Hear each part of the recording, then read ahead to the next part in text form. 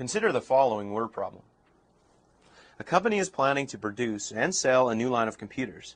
The fixed cost will be $360,000 and it will cost $850 to produce each computer. Each computer will be sold for $1,150.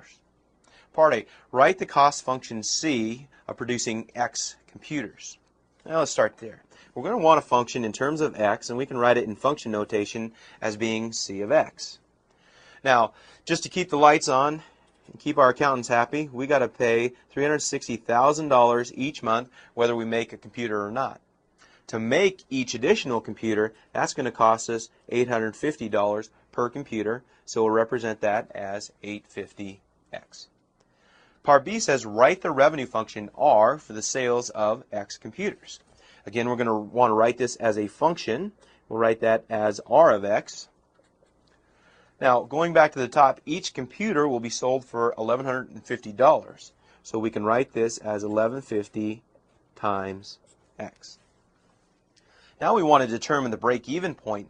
The break-even point occurs when our cost function, C of X, is equal to our revenue function, R of X. And that equation will be the following. 360,000 plus 850X. That is then equal to 1150X. And the break-even point is the number of computers that we need to make so that our cost is the same amount as our revenue. That's why they call it the break-even point. Now let's go ahead and solve the equation. To do that, let's move to the top of the next page. As you see, I have the equation written there. Let's go ahead and solve this nice linear problem. We'll subtract 850X from both sides of the equation. From that, we get 360,000 rather is equal to 300X. Divide both sides by 300 and we're almost there. Once we've done that, we end up with X as equal to 1,200 computers. All right?